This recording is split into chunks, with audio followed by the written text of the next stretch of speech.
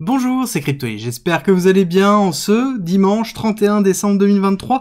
On se retrouve ensemble pour le dernier jour de l'année 2023 pour faire la deuxième partie de la vidéo sur comment x100 sur un bull run. Globalement, c'est la continuité de la première vidéo que je vous ai faite hier. Je vous invite vraiment à la regarder, je vous mettrai le lien à la fin de cette vidéo si jamais vous n'avez pas eu le temps de le voir. Il faut impérativement l'avoir pour comprendre l'évolution de cette vidéo-là, parce que ici, on va surtout parler de comment prendre ses profits. Vous avez bien compris que tout est une question de gestion du risque. Pour pouvoir faire des multiples, pour pouvoir progresser, c'est comment vous allez gérer votre risque. Mais tout ça, la finalité, n'a aucun intérêt si jamais vous ne prenez pas vos profits. Si jamais vous n'êtes pas capable d'appuyer sur ce bouton vendre, et vous allez voir que c'est pas si simple que ça. Si vous pensez que c'est simple, je peux vous assurer que vous n'avez jamais vécu ce que vous allez vivre lors d'un bull run, et c'est le sujet vraiment de cette vidéo.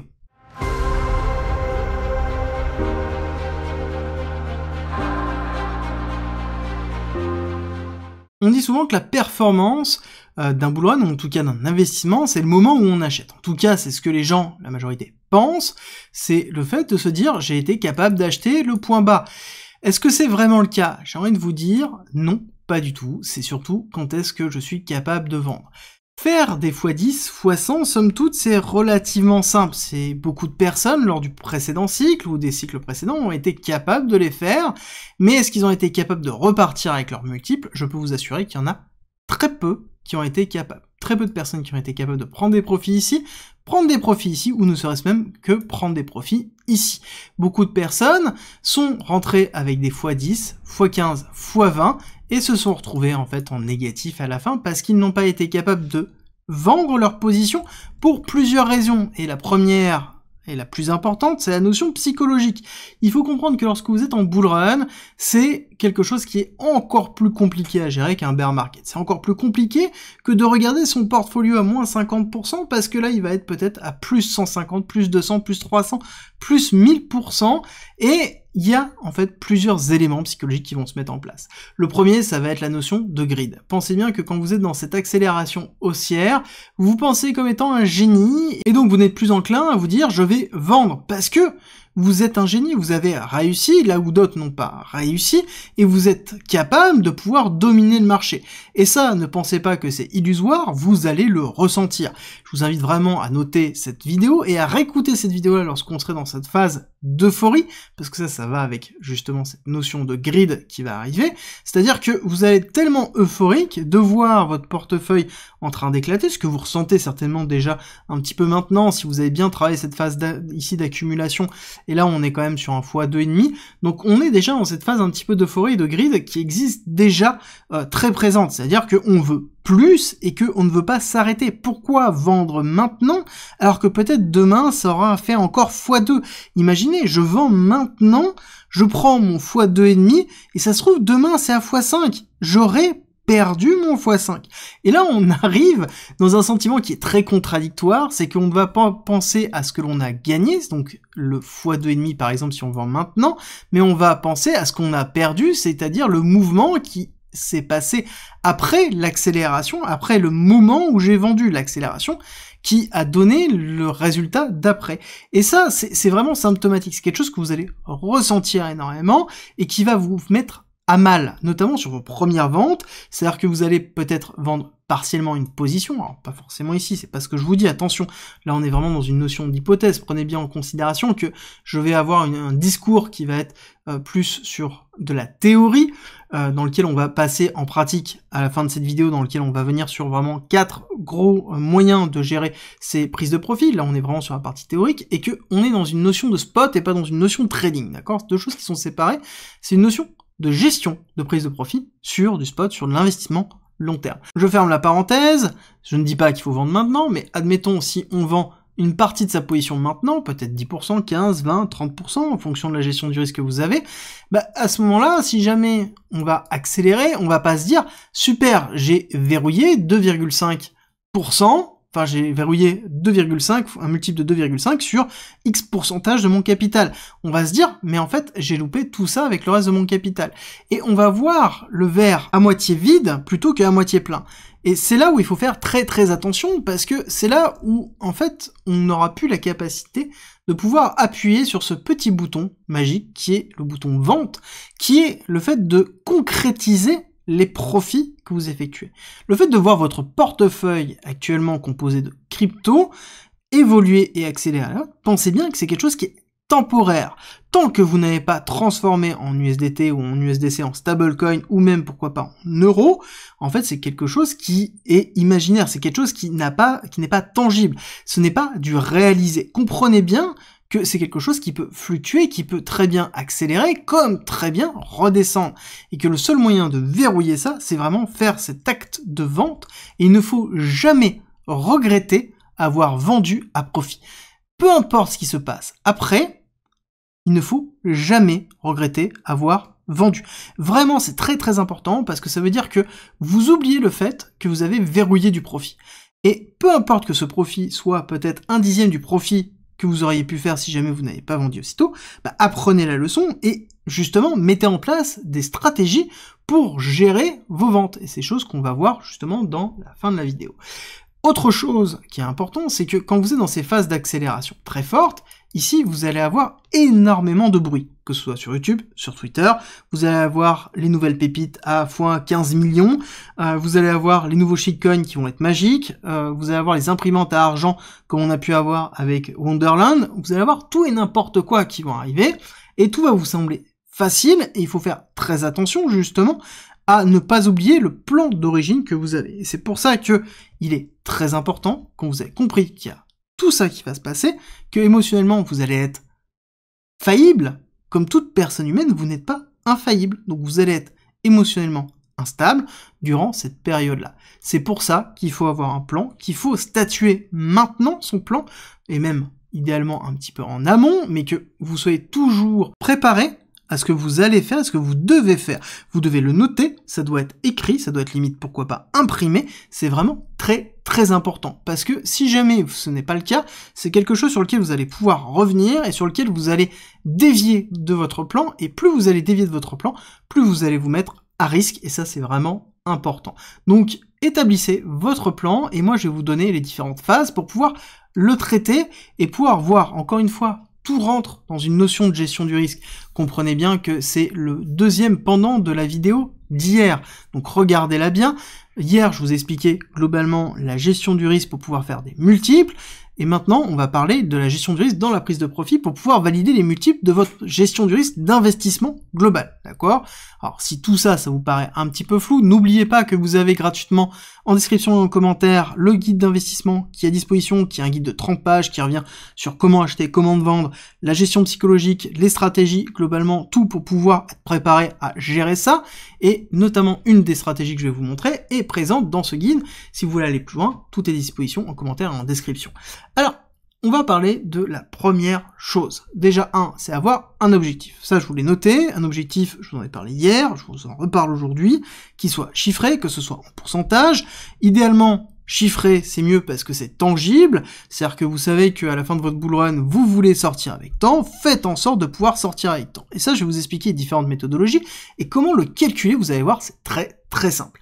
Alors, on va commencer sur une méthode qui est vraiment la plus simple, qui est, pour ne pas dire, le b.a.-ba. Si jamais vous avez fait une entrée en achat en DCA, vous allez faire une entrée en sortie, enfin une sortie plutôt en DCA, pareil. On va prendre l'exemple de, ici, ANKR, donc la crypto de Encore. Je vous en ai parlé justement hier, c'est l'occasion.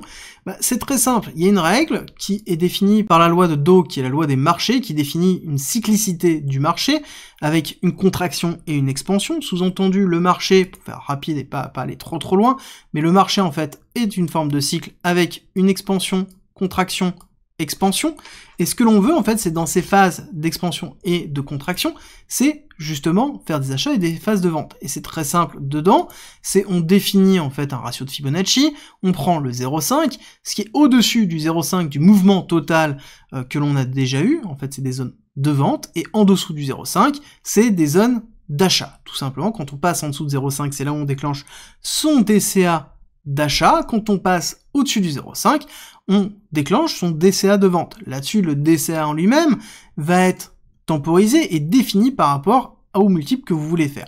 Alors là, je vais vous donner une explication concrète de comment calculer ça. C'est assez simple. Si vous voulez, par exemple, vous avez 10 000 € d'investissement, que vous voulez ressortir avec 100 000, ça sous-entend que vous voulez faire un x10, donc sur l'ensemble de votre capital, vous devez faire un x10. Là-dessus, c'est compliqué quand vous faites en DCA, parce que tout simplement, vous allez sortir avec un certain montant, peut-être à des multiples différents.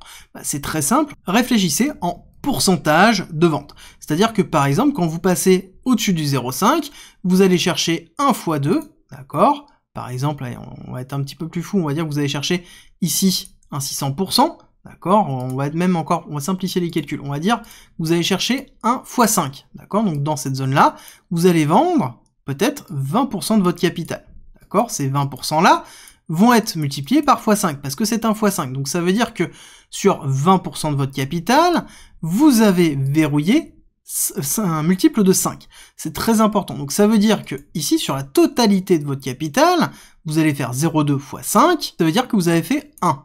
1, ça veut dire quoi? Ça veut dire que vous avez doublé votre capital. D'accord? Ça veut pas dire que vous avez fait un multiple de 1, ça veut dire que vous avez doublé votre capital.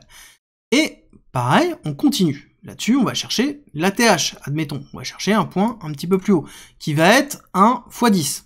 D'accord? x10, vous allez prendre peut-être 50% de votre capital.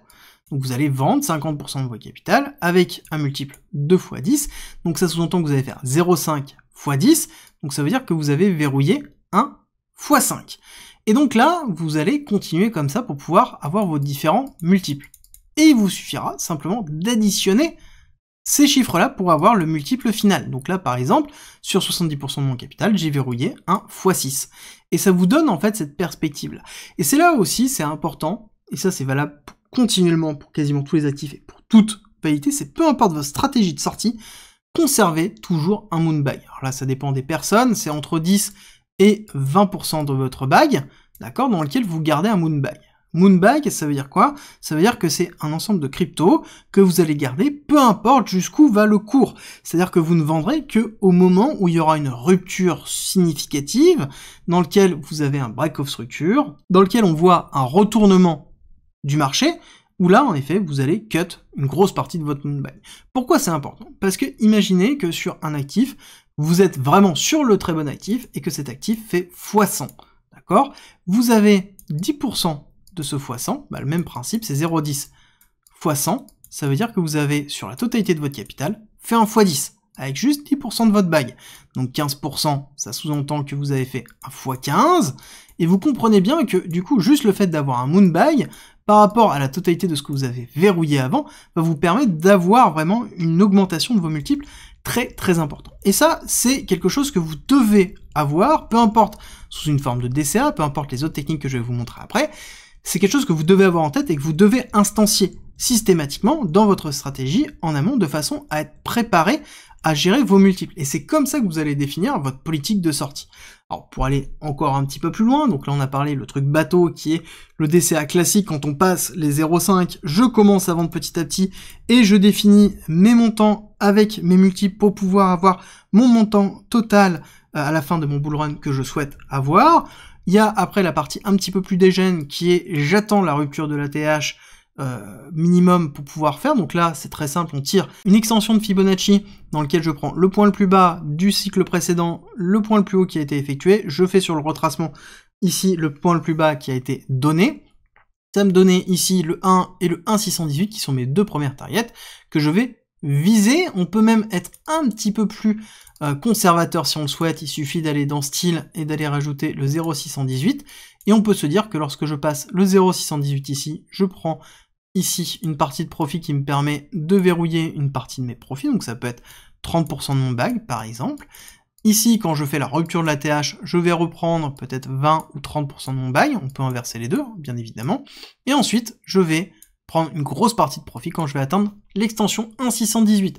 Là-dessus, quel est le raisonnement derrière? C'est le raisonnement, encore une fois, de la loi de Dow, qui est tout simplement l'extension générale du marché. C'est-à-dire qu'on est dans une phase d'expansion, donc je vais chercher cette phase d'expansion pour vendre cette phase d'expansion et garder une partie après derrière pour mon moon bag, pour suivre si jamais j'ai des objectifs suivants comme le 2,618, 3,618, etc., etc., qui sont les ratios de Fibonacci qui ont tendance à être quand même toujours bien respectés. Alors là-dessus, petit tips, systématiquement, ne vous positionnez pas sur un chiffre rond, ne vous positionnez pas sur un 1,618 exactement, prenez toujours un petit peu en dessous de façon à être sûr d'être exécuté si jamais vous êtes en ordre limite, parce que ça arrive souvent que on s'arrête juste avant.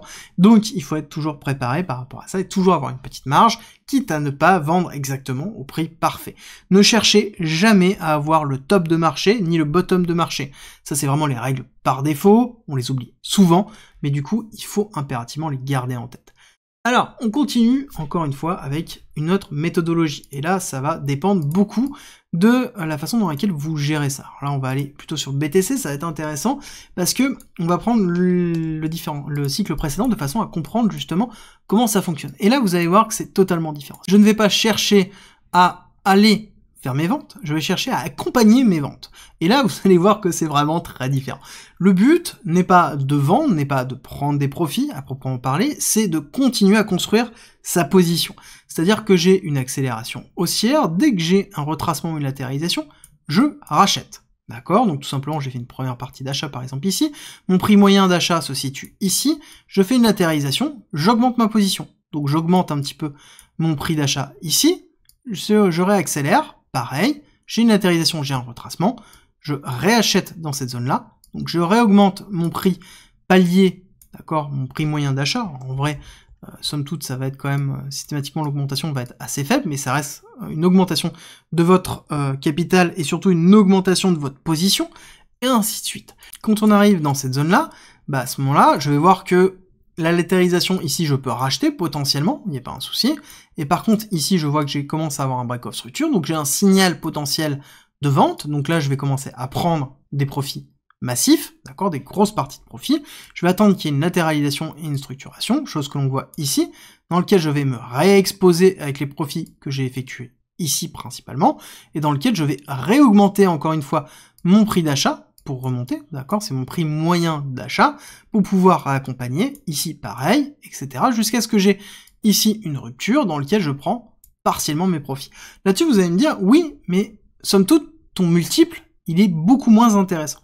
Je suis d'accord avec vous, mais sauf que quand on regarde réellement en chiffré derrière, donc c'est-à-dire en montant réel encaissé, le multiple est certes beaucoup moins impressionnant, mais par contre, j'ai multiplié quasiment par 3 le montant que j'aurais encaissé par cette méthode-là. Par contre, ça sous-entend 3 choses. Ça sous-entend, 1, que j'ai une stratégie qui est définie, et que j'ai une capacité à pouvoir gérer mes émotions en amont, parce que n'oubliez pas le début de vidéo. Deuxièmement, ça sous-entend que j'ai du capital qui est prêt et mobilisable par rapport à ça. Ça sous-entend que je suis actif dans cette partie-là, ça veut dire que je suis capable de détecter, d'analyser techniquement ce qui est en train de se passer pour comprendre ce qui se passe et à quel moment je dois prendre des profits massifs ou non, à quel moment je dois acheter ou non. Et ça c'est pareil, ça demande à se former, ça demande à comprendre le marché et à prendre le temps d'analyser ce marché-là. Donc ça dépend vraiment de qui vous êtes, de la gestion du risque et du temps que vous allouez à ça. C'est pareil, c'est pour ça qu'on a un groupe privé qui est dédié à ça, pour pouvoir vous faciliter l'accès. C'est pour ça que j'ai mis à disposition le guide d'investissement qui est gratuit et même la formation de 60 heures qui est finançable par un partenaire, donc gratuite, qui est à disposition en commentaire et en description. Toutes ces informations sont en commentaire et en description pour vous donner les éléments, soit de vous former en amont, gratuitement pour pouvoir le faire, soit d'être avec nous pour bénéficier des différents conseils que l'on pourra avoir et des différentes informations qu'on pourra avoir. Parce que c'est quelque chose qui va être important. Encore une fois, peu importe votre zone d'achat, peu importe comment vous allez effectuer, si vous n'êtes pas capable de prendre vos profits, vous ne serez pas capable de pouvoir valider les multiples que vous avez vus sur votre wallet. Et donc ça veut dire que ça ne servira à rien parce que vous allez être mal, vous vous dites que vous avez loupé, et là vous êtes dans un biais psychologique sur lequel vous n'arriverez pas à faire des bénéfices. Et c'est pour ça qu'il faut être vraiment vigilant par rapport à ça. C'est pour ça que je vous en parle maintenant, parce qu'on a eu le plaisir durant cette fin d'année de profiter de cette accélération, comme on a eu le plaisir en ce début d'année 2023 aussi d'avoir cette accélération. On ne sait pas si on aura un sell the news, on ne sait pas si on aura un bull run qui commencera en 2024. En tout cas, ce qui est sûr et certain, c'est que vous devez, sur cette fin d'année, sur le début d'année 2024, définir quelle est votre stratégie de sortie, quelle est votre stratégie de prise de profit, et l'écrire, le mettre devant vous et être préparé quoi qu'il arrive.